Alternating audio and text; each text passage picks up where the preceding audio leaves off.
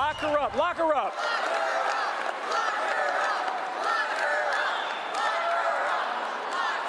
You guys are good.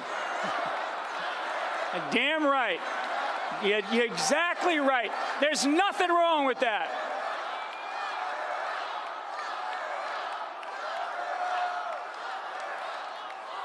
And you know why? And you know why? You know why we're saying that? We're saying that because if I, a guy who knows this business, if I did a tenth of what she did, I would be in jail today. Well, that was then. 2 summers ago at the GOP convention, that man is now a convicted felon, and this is now. President Trump has so far been silent on Michael Flynn's guilty plea. He met in the Oval Office today with the visiting Libyan prime minister. Now, typically for these meetings with foreign leaders, the news media is allowed in to see and speak to both leaders. Today's media availability was canceled. As we have reported, sources close to the White House are telling NBC News the administration was blindsided by this announcement. Others are reporting that tonight as well. The New York Times says that while most of Washington expected an indictment, quote, the announcement on Friday still hit the White House like a thunderclap. The president's legal team had no advance warning. His chief of staff, John F. Kelly, learned about it from television. He called Mr. Trump, who was still in the residence portion of the White House, to let him know if he would be hearing about a Flynn plea deal soon. The president's reaction, according to one advisor, was that Mr. Flynn, quote, is in a lot of trouble. With us tonight, 2 reporters who cover that place every day. Darlene Superville, White House reporter for the Associated Press, and Shannon Pettypiece, White House reporter for Bloomberg. Shannon, no polite way to ask this. Do we expect a Twitter counterattack over the weekend? I personally don't, because the president's lawyers seem to have been incredibly effective at getting him to restrain from tweeting about anything having to do with Mueller and the Russia investigations. If you look back through his tweets over the past months, I mean, despite everything that's gone on in his Twitter feed, the one area where you've really seen him show restraint is in, is in the Russian investigations and attacking Mueller. And his lawyers have convinced him, hang in there. This is wrapping to a close. They've said publicly that things will be wrapping up early 2018. There's nothing wrong, nothing to do here. So if they continue to be successful at restraining him, I do not expect a Twitter rant in the morning. We'll talk to you Monday. Hey, Darlene, you cover this, as we said, every day.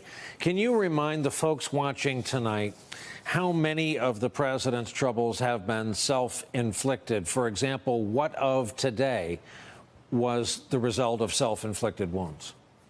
Well, after learning about Mike Flynn's guilty plea, I couldn't help but remember that earlier last year, after Donald Trump was elected and he came to the White House to meet with President Obama, sometime after that meeting, we learned that President Obama had warned Donald Trump about Mike Flynn. And so the thought immediately is, does the president today regret not taking President Obama's advice about Mike Flynn? And maybe if he had taken the advice and had not made Michael Flynn his national security advisor today, we would have been talking about something else today. And that also harkens back to the president's decision to fire James Comey from the FBI. There is a widespread belief that had the president not fired James Comey, there would not be a special counsel investigation into his campaign's dealings with Russia. And Shannon, all these reports out there tonight, including our own, about how this was a thunderclap, this was a surprise in that West Wing.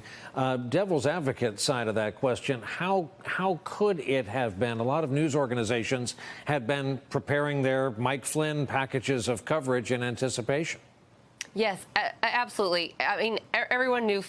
Not everyone, but I'm going to say a lot of people close to the president certainly knew Flynn was in some trouble. They expected an indictment. What was in it? It could be a FARA violation. It could be financial crimes, possibly. It could be false statements, but they expected some indictment. And they knew that he was cooperating recently when he called off that joint defense agreement his lawyers had with the White House. So those things we all knew. The timing was a surprise. Mueller does not call the White House and give them a heads up on these things. So So the timing was a surprise.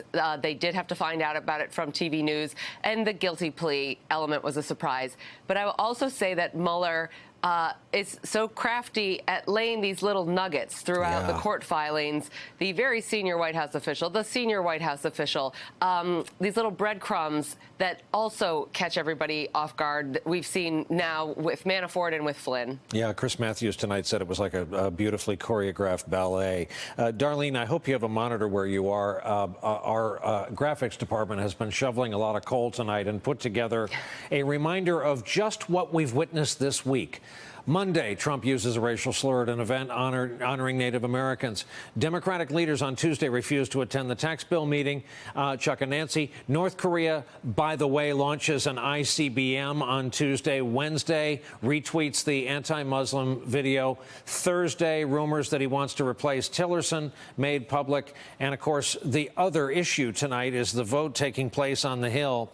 Darlene, we often see, and again, not to make too much of the president's social media use, but these are presidential statements now in 2017, and we often see a flurry of that prior to some anticipatable bad news coming.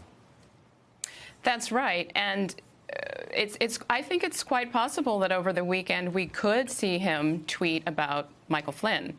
He's also traveling to New York City tomorrow to attend a series of fundraisers, and that's the kind of audience where he would, or he could, and I would expect him to, I would be surprised if he didn't, talk about the Flynn situation and the Russia investigation at large, because we know just how much that investigation gets under his skin.